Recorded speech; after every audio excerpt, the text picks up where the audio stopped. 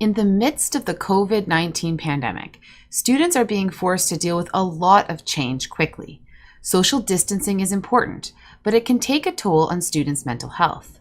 Change is stressful. During normal semesters, students are at risk for high anxiety and even suicide. Fear and uncertainty related to COVID-19 is adding to this stress. In this short video, I am going to share some tips for dealing with school in the midst of the rapid transition to online learning. Number 1, focus on what is most important. What is most important right now is likely not your schoolwork. Students are being asked to adjust their lives in many ways. Taking care of your mental health is really important. Schoolwork can wait. Under extreme stress, you are not going to learn anything anyway. The most productive thing to do is take care of your mind before returning to your studies. Quick tips for improving how to manage your stress include learning some mindfulness, getting enough sleep, doing some physical activity, and avoiding negativity. Right now, social media can be very negative or positive. If your feed is negative, distance yourself from social media and look for more positive areas to engage. It is important to avoid unnecessary stress. Which brings me to number 2, identify realistic expectations. The expectations in your course are likely changing. Educators around the globe are adapting teaching and assessment strategies to promote social distancing. We should also be helping students focus on what is most important for course success instead of demanding that they do everything. If there are still too many things to do in the time you have, you need to tell your teacher and also do your own prioritization. Both in school and in your personal life, it is important to identify what you can realistically accomplish. Write down your to-do list. If there is too much on it, you may get so stressed that you do not accomplish any of it. Prioritize the items on your to-do list by thinking about how much impact completing the task will have and how much time it will take. A prioritization matrix can help you prioritize your time. There are a few different strategies for using a priority matrix, but I am going to suggest focusing on importance and time. First, rate the importance of a task on a scale from 1 to 10. The importance of a task will depend on a lot of factors, including the impact on your current situation and long-term learning. Please prioritize the impact of completing a task on you and your family's mental health over your grades. What is important now may change in a day or a week from now. Then, rate the amount of time the task will take on a scale from 1 to 10. With importance on the x-axis and time on the y-axis, plot the task. Once you have rated your tasks, divide the graph into 4 quadrants. If a task is highly important and takes a small amount of time, you should likely do those first. They are important for your life and do not take a lot of time. I like to start my day with a few quick wins. It feels good to be productive and achieve some of those quick wins early in your day because they give you the most return for your effort. An example of something that takes a small amount of time but has a large impact on your overall productivity is trying a new stress management technique. If a task is highly important but takes a longer amount of time, it becomes a project. You cannot take on too many projects at once. Select 1 to 3 projects to work on first and devote a set amount of time to it each day. If your project is focused on meeting a basic need like finding shelter, clothing, or food for your family, definitely focus on those over your schoolwork. As a project is completed, you can add another one to the list.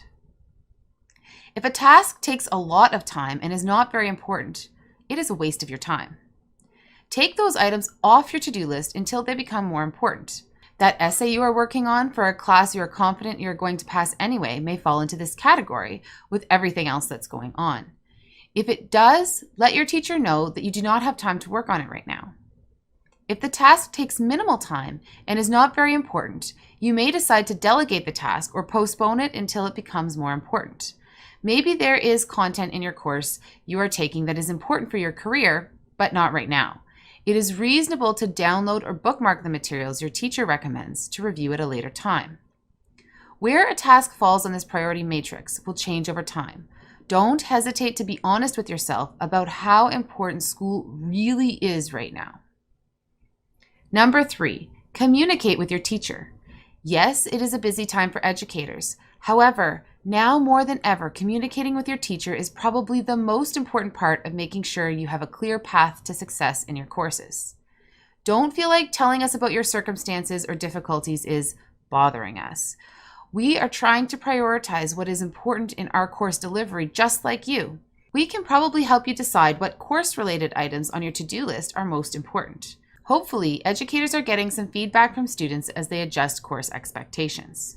Number 4, advocate for what you need. It is really important that you advocate for yourself. Many of us are trying to develop teaching materials that use the least technology possible in order to make sure it is accessible to everyone. However, it's possible that as teachers are developing asynchronous learning objects, they are using something that is not accessible for you or your peers for whatever reason. Whether it be related to a lack of technology, internet access, or the need for closed captioning, make sure that your teacher knows what it is you need in order to be successful in your learning. Their job is to curate information to help make learning easier for you. They may be unintentionally suggesting resources that you cannot make use of. Please tell your educators what your limitations are so they can be mindful of that when developing or recommending resources. Number 5, develop a routine. One of the best parts of learning online is that it is more flexible than in-person classes. However, that can also be a problem for students who are dealing with so many other things right now and have not developed the discipline needed for online learning. Once your personal life is normalized to the new realities of social distancing, try to set aside a specific block of time for the most important components of your coursework. What time of day can you focus most? For me, I get up before the rest of my family to work on my highest priority items. If you work on your learning in smaller chunks of time, it will improve your retention of the material. It will also help you avoid the stress of having everything related to your coursework to work on at once. Number 6, support each other. Students everywhere are going through similar challenges. If you support each other, you are more likely to get through this in a positive way. You can support each other in many ways, such as group advocacy related to your course expectations, sharing coping mechanisms for dealing with stressors, and just generally being there to help each other out. People may feel isolated during social distancing. However, social distancing means maintaining a physical space, not disconnecting from the social part of being a human. Use the phone or internet to keep in touch with your peers and family. Social connection is important for mental health. Number 7, be kind. Finally, your educators are doing their best to support you, but they are people too. People with families that are also worried and struggling with uncertainty. They will have varying degrees of preparation for facilitating online learning. As you advocate for yourself, don't forget to be kind to everyone. Feel free to suggest ideas, but recognize that what is realistic for them to do may be driven by factors beyond their control. We are in this together. If you find something that the class could benefit from, please share it. Thank you for watching and take care.